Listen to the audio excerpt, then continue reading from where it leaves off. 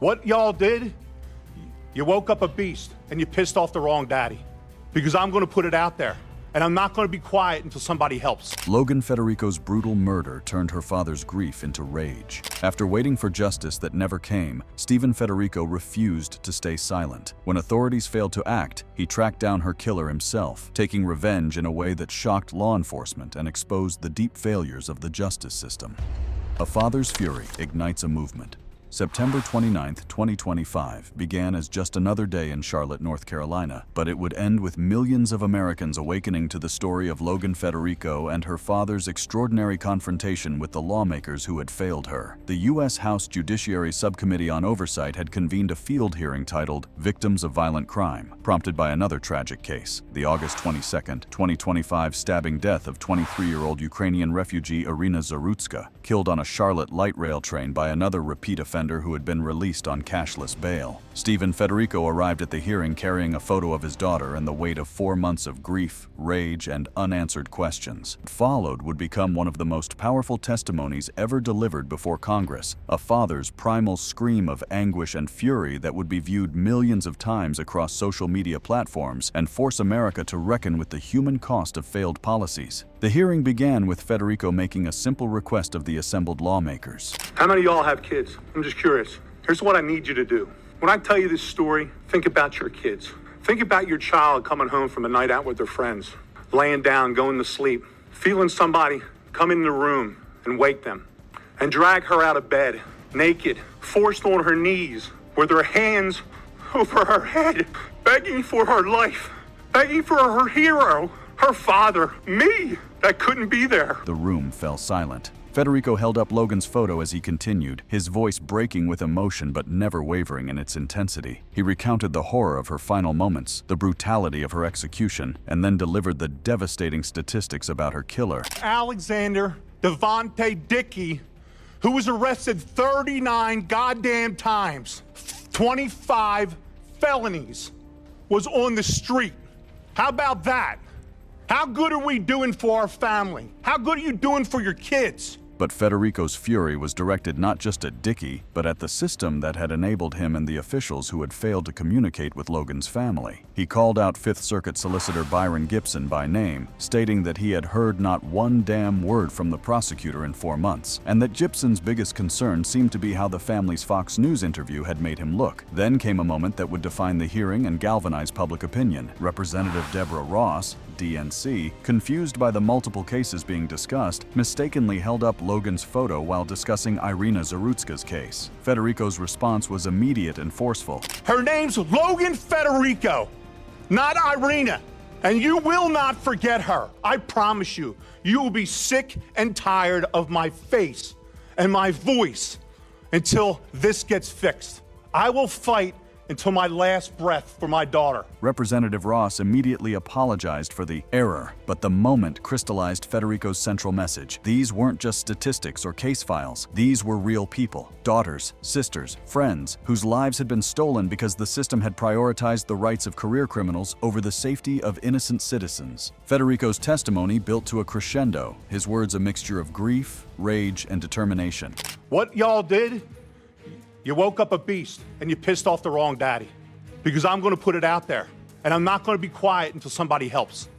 Logan deserves to be heard. Everyone on this panel deserves to be heard, and we will. Trust me. The impact was immediate and profound. Video clips of Federico's testimony went viral on social media platform X, formerly Twitter, accumulating over 10 million views within days. The hashtag #JusticeForLogan trended with over 15,000 uses. Conservative figures amplified the story. Elon Musk reposted the testimony multiple times. Golf legend Phil Mickelson tweeted, "People like Dickey should not be on the street," and numerous Republican lawmakers called for investigations and reforms. But Federico's goal wasn't partisan victory, it was concrete change. In interviews following the hearing, he made his mission clear. I have a dead daughter. That was 1,000% preventable. And I have to help prevent it from happening to somebody else. I have to. It's something that is so easy to prevent. It's not rocket science. You keep criminals locked up. You arrest them. You put them in prison. That's where they belong. That's where they're supposed to be rehabilitated. The hearing catalyzed immediate action. Representative Tim Moore, RNC, introduced the Judicial Accountability for Public Safety Act on September 30th, which would create civil liability for judges who release defendants who then commit violent crimes. Representative Ralph Norman, RSC, called for the impeachment of Solicitor Byron Gibson, citing neglect of duty in handling repeat offenders. North Carolina Governor Josh Stein faced pressure to sign Irina's Law, which would impose stricter bail requirements for repeat violent offenders.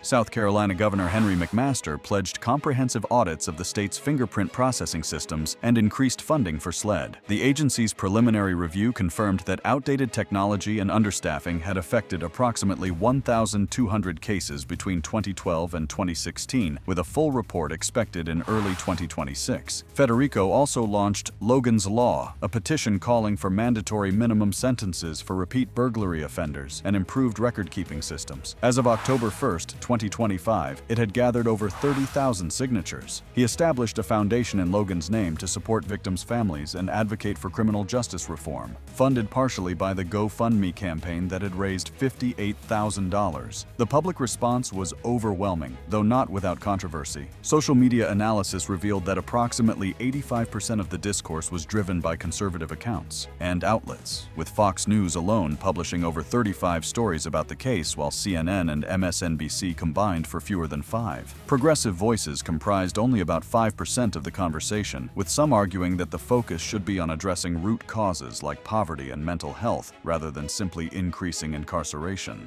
The racial dynamics of the case, a black defendant and white victim, also became part of the discourse, with some conservative commentators arguing that mainstream media ignored the story because it didn't fit preferred narratives. Federico himself stayed focused on the systemic issues rather than engaging in these debates, though he acknowledged frustration with the limited initial media coverage. But to understand how Stephen Federico arrived at that congressional hearing and why his testimony resonated so powerfully with millions of Americans, we must go back to that terrible night in May when his daughter's life was stolen, and to the heartbreaking story of who Logan Federico was before she became another statistic in America's broken criminal justice system.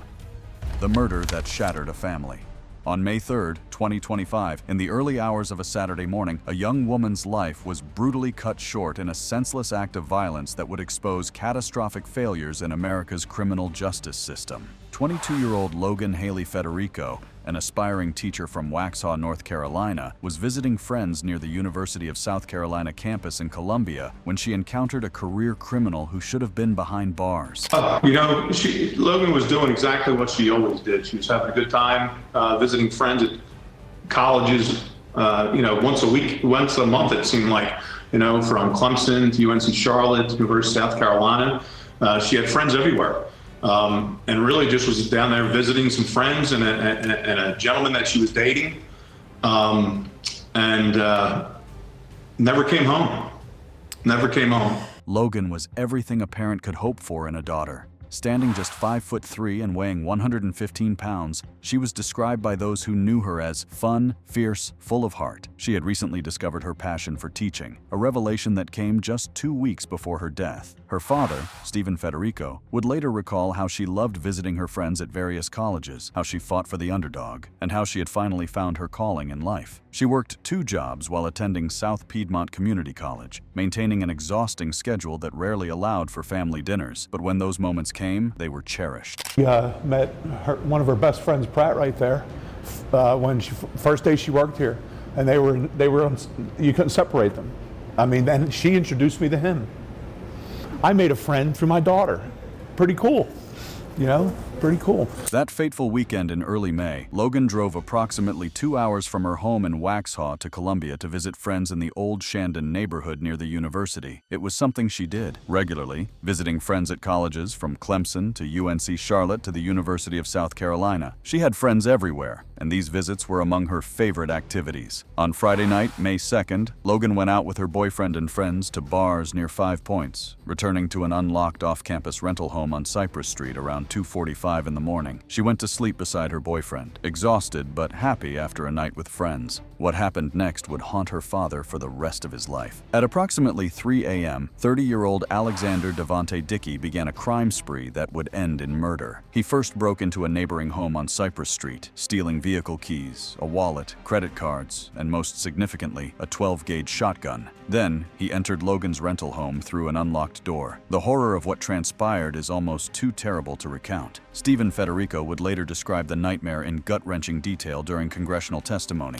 Feeling somebody come in the room and wake them and drag her out of bed, naked, forced on her knees, with her hands over her head, begging for her life, begging for her hero, her father, me, that couldn't be there.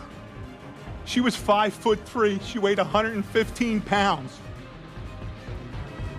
Bang! Dead. Gone. She was executed.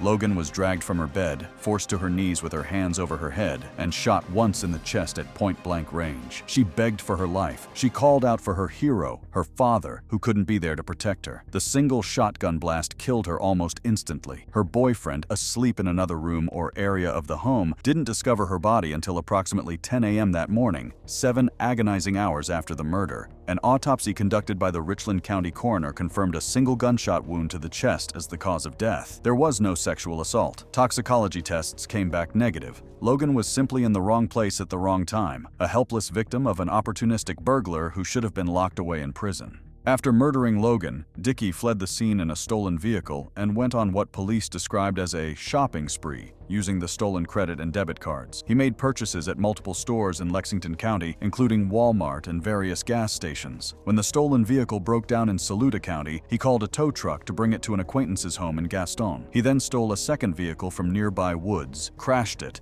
and barricaded himself inside an unoccupied residence, setting fires during a standoff with law enforcement before finally being apprehended on May 4th. The Columbia Police Department, working with multiple agencies, including the Lexington County Sheriff's Office, Saluda County authorities, and the South Carolina Law Enforcement Division, SLED, solved the case in just 36 hours. Surveillance footage from stores and streets, time-stamped transactions from the stolen cards, and the trail of stolen vehicles led investigators directly to Dickey. When they showed his face to officers, they didn't even need to run a check. He had been arrested so many times that they knew exactly who he was. He gave her an opportunity and keeps giving her opportunities. He was hard on her.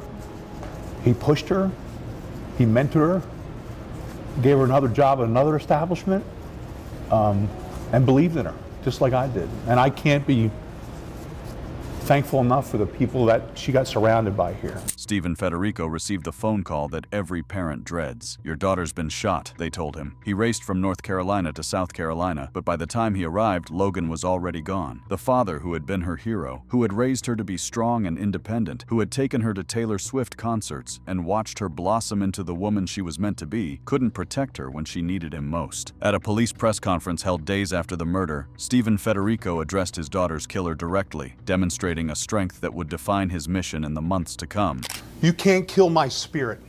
You might be able to kill my body, my physical, but you cannot kill my love that my family and Fred shared with me. Stephen Federico delivered an emotional message to the man accused of killing his daughter, Logan. My memories made with my daughter and my family and her friends will never die. But as Stephen Federico would soon discover, his daughter's murder was not a random act of violence. It was the predictable, preventable result of a criminal justice system so broken, so riddled with errors and leniency, that it had allowed a dangerous career criminal to walk free despite decades of violent offenses. The revelation of Alexander Devonte Dickey's criminal history would transform a grieving father into a fierce advocate for change, and the depths of systemic failure he would uncover would shock even the most jaded observers of America's justice system.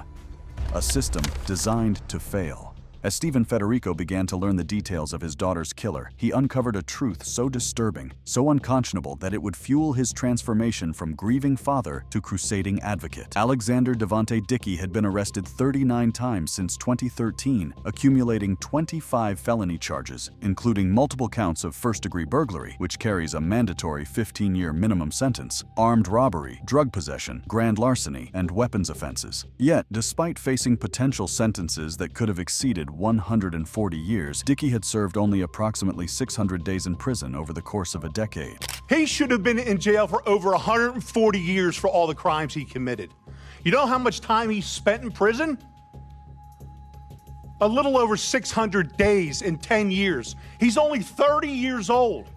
He was committing 2.65 crimes a year since he was 15 years old, but nobody could figure out that he couldn't be rehabilitated. Well, you'd have to put him in prison to see if he could be rehabilitated. Isn't that the idea of prison?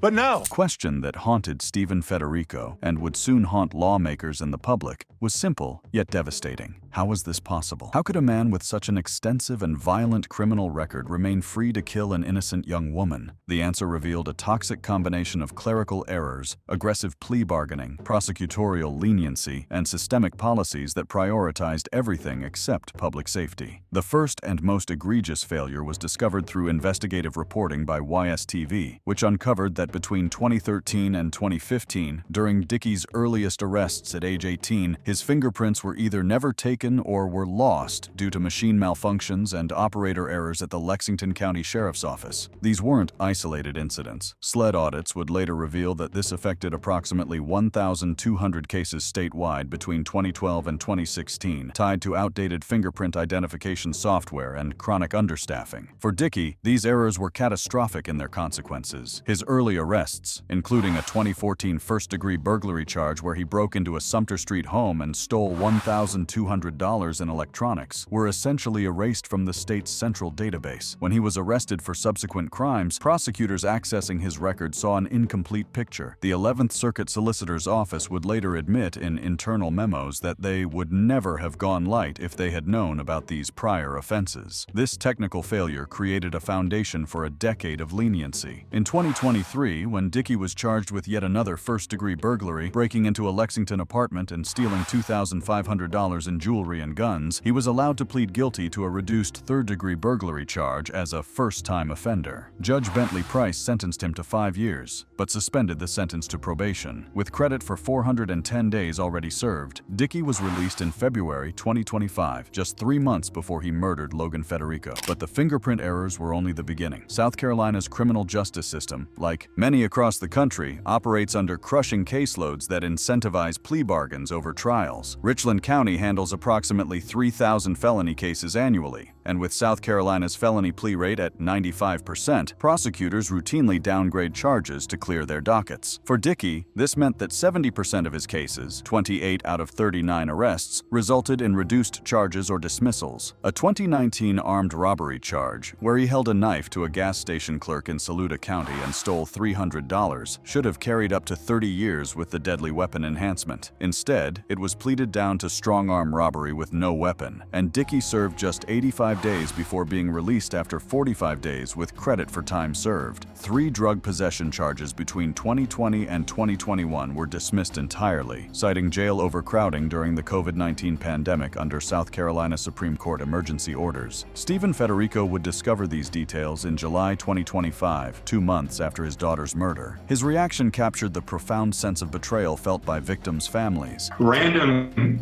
isn't given a career criminal opportunity, and he was given opportunity at several different levels, okay? From missed fingerprints, which they can't even tell me if they were actually taken or whether there was a malfunction of some sort, from deal making to drop charges to, less serious charges, So he was back on the street. The systemic failures extended beyond clerical errors and plea bargains. Dickey received probation 5 times, with violations routinely going unpunished. He failed drug tests twice during his 2023 probation period, yet no revocation proceedings were initiated. South Carolina's probation revocation rate stands at just 40% compared to the national average of 50%, hampered by probation officers managing caseloads of 150 individuals or more, well above recommended levels. Adding to Federico's anguish was what he perceived as a complete lack of communication from the Fifth Circuit solicitor Byron Gibson, whose office handled the prosecution of Dickey's murder case. For 4 months after Logan's death, Stephen Federico claims he heard not one word from Gibson. Gibson's office disputed this, stating they had met with the family within days of the arrest and had made numerous contacts, including texts and calls through September 11, 2025, though specific details remained confidential. The broader context painted an even more troubling picture. Post-2020 criminal justice reforms, including reduced cash bail requirements and early release programs, had contributed to a 25% spike in recidivism rates in South Carolina, according to FBI data. Resource constraints meant that mental health evaluations and substance abuse treatment, which might have identified Dickey as a high-risk offender, were rarely ordered despite probation notes flagging his substance dependency. Columbia Police Chief Skip Holbrook would describe Dickey as a true convict who deserves to be in jail for the rest of his life, a man whose pattern of escalating violence should have been obvious to anyone who bothered to look. But the system hadn't looked, or when it did look, it saw only incomplete records, overworked prosecutors, and policies designed to reduce incarceration rather than protect public safety. As of October 1, 2025, Alexander Devontae Dickey remains in custody without bond at the Lexington County Detention Center, facing 15 charges including murder, multiple counts of burglary, weapons violations, grand larceny, and arson. His trial is estimated for spring 2026, with prosecutors coordinating between multiple jurisdictions and the South Carolina Attorney General's office leading the case. The Federico family is pushing for the death penalty, though South Carolina's recent history with capital punishment cases makes that outcome uncertain. The title of this piece references revenge, but Stephen Federico's revenge hasn't been violent or vigilante. It's been something far more powerful and lasting. His revenge has been to ensure that Logan's name will never be forgotten, that her death will mean something, that the system that failed her will be forced to change. In interview after interview, in his congressional testimony, in every public appearance, he has wielded his grief as a weapon against complacency and injustice. Nobody has a perfect child, right? And she wasn't perfect. And the more I talk to other people throughout the years, I realize that every little girl is a slob in their room. I mean, her room looked like a disaster hit it every once in a while.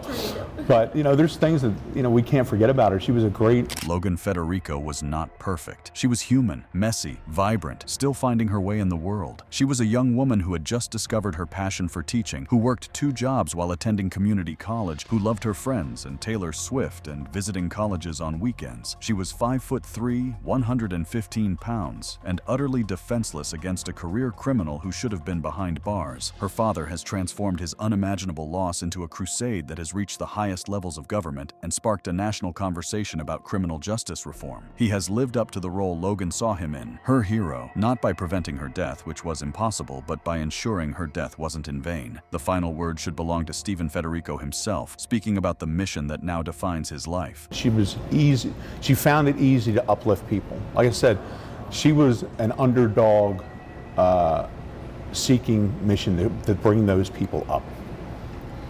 And her next step was getting through community college. Logan fought for the underdog. Now, her father fights for her and for every other innocent person who might fall victim to a system that has forgotten its primary purpose: to protect the innocent, not to provide endless second chances to those who have proven they will never change. Whether that fight will result in lasting reform remains to be seen, but one thing is certain: Stephen Federico meant every word when he promised, "You will not forget her." Liked this video? Don't forget to explore more similar content through the suggested cards on your screen.